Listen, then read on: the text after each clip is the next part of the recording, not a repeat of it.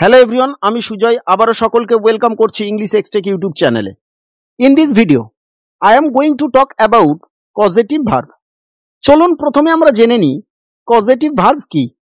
যে ভার্বগুলো দিয়ে সাবজেক্ট যখন নিজে কোনো কাজ না করে অন্য কাউকে দিয়ে কোনো কাজ করায় তখন সেই ভার্বগুলোকে causative verb বলে। যেমন I eat rice, আমি ভাত খাই। এখানে ইট সিম্পল ভার্ব বা সাধারণ ভার্ব হিসেবে ব্যবহৃত হয়েছে। আই ফিড মাই বেবি, আমি আমার শিশুকে খাওয়াই।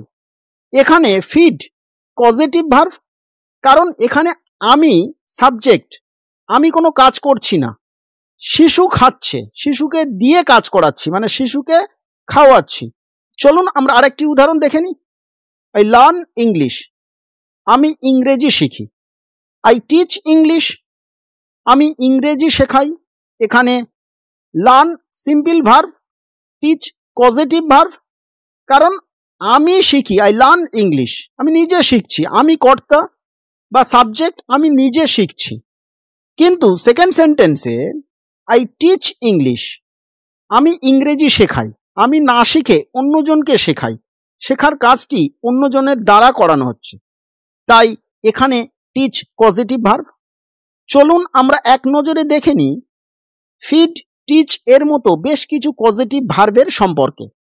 লার্ন মানে শেখা, টিচ শেখানো, রাইজ ওঠা, রেইজ ওঠানো, নো জানা, ইনফর্ম জানানো, ফল পড়ে যাওয়া, ফেল ফেলে দেওয়া, লাই শুয়ে থাকা, লেই শুয়ে রাখা, ইট খাওয়া, ফিড খাওয়ানো, সি দেখা, সো দেখানো, ডাইভ ডুব দেওয়া, ডিপ ডোবানো, রিমেম্বার স্মরণ করা, রিমাইন্ড মনে করিয়ে দেওয়া, সাক স্তন্যপান করা, সাকল স্তন্যপান করানো। এগুলি আপনারা মনে রাখার চেষ্টা করুন, পারলে এগুলি খাতায় লিখে মুখস্থ করে নেন।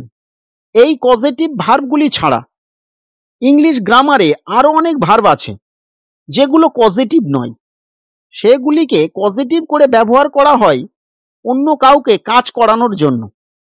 সিম্পল ভার্বগুলোকে পজিটিভ ভার্বে রূপান্তরিত করতে সাধারণত have, help, make, let, get ব্যবহার করা হয়। চলুন আমরা উদাহরণের মাধ্যমে বিষয়টি ভালোভাবে বুঝে নিই। I have him do the work, আমি তাকে দিয়ে কাজটি করাই। এখানে হ্যাভ ব্যবহার করে ডু ভার্বকে পজিটিভ ভার্বে রূপান্তরিত করা হয়েছে। চলুন আমরা দেখে নিই have, help, make, let, get দিয়ে সিম্পল ভার্বকে পজিটিভ ভার্ব করে সেন্টেন্স তৈরি করার সঠিক স্ট্রাকচার। প্রথমে সাবজেক্ট বসবে, তারপরে have, help, make, let, get এই কটির মধ্যে যে কোনো একটি বসবে, তারপরে অবজেক্ট বসবে, তারপরে সেকেন্ড ভার্ব বসবে, তারপরে আদার্স ওয়ার্ড বসবে। অবজেক্টের উপর ভিত্তি করে সেকেন্ড ভার্বটি কোন ফর্মে বসবে তা নির্ভর করবে। হ্যাভ, হেল্প, মেক, লেট এর ক্ষেত্রে অবজেক্ট যদি ডুয়ার হয় তাহলে সেকেন্ড ভার্বটি হবে ভার্বের ফার্স্ট ফর্ম বা ভার্বের বেস ফর্ম। অবজেক্ট যদি রিসিভার হয় তাহলে সেকেন্ড ভার্বটি হবে ভার্বের থার্ড ফর্ম বা ভার্বের পাস্ট পার্টিসিপল ফর্ম। একমাত্র গেটের ক্ষেত্রে অবজেক্ট ডুয়ার হলে টু প্লাস ভার্বের ফার্স্ট ফর্ম বসবে এবং রিসিভার হলে ভার্বের থার্ড ফর্ম বা পাস্ট পার্টিসিপল ফর্ম বসবে। চলুন আমরা ভালো করে বুঝে নিই ডুয়ার কাকে বলে, রিসিভার কাকে বলে। অবজেক্ট যদি সেকেন্ড ভার্বের কাজ করতে পারে তাহলে হবে ডুয়ার। অবজেক্ট যদি সেকেন্ড ভার্বের কাজ না করতে পারে তাহলে হবে রিসিভার। উদাহরণের মাধ্যমে বিষয়গুলিকে ভালোভাবে বুঝে নিই। I have him do the work, আমি তাকে দিয়ে কাজটি করাই।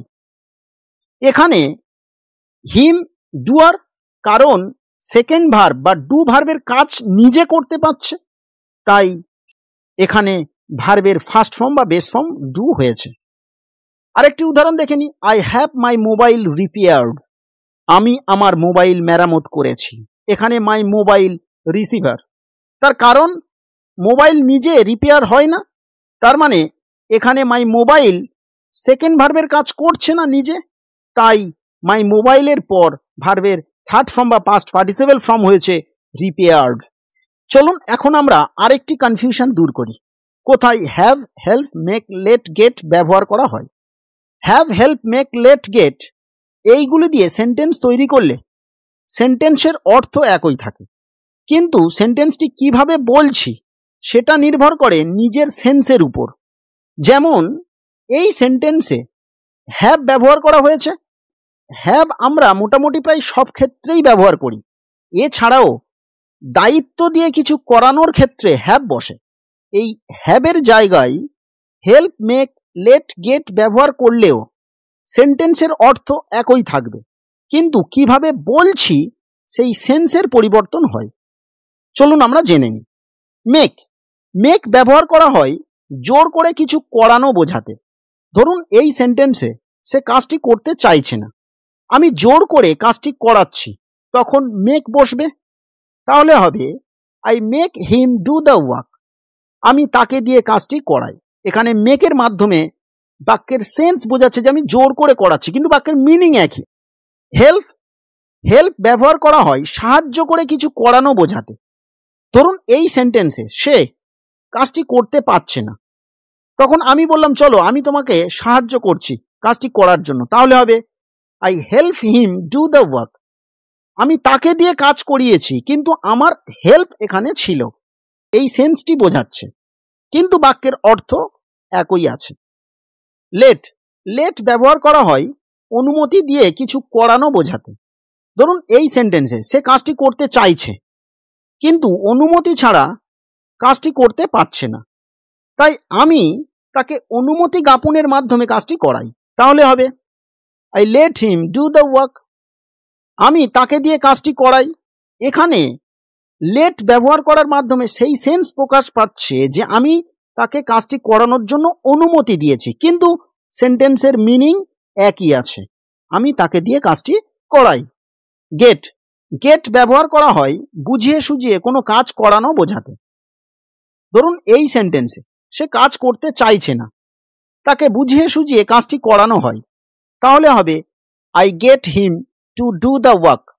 কিন্তু আপনাদের একটা বিষয় মনে রাখতে হবে, have, help, make, let, get পরিবর্তন করে সেন্টেন্সটি প্রেজেন্ট, পাস্ট ও ফিউচারে বলা যায় বা লেখা হয়।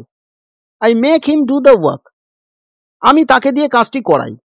এখানে মেক প্রেজেন্ট ফর্ম, তাই সেন্টেন্সটি প্রেজেন্ট টেন্সে আছে। যদি এই সেন্টেন্সটিকে নেগেটিভে বলা হয় তাহলে হবে I don't make him do the work, আমি তাকে দিয়ে কাজটি করাই না।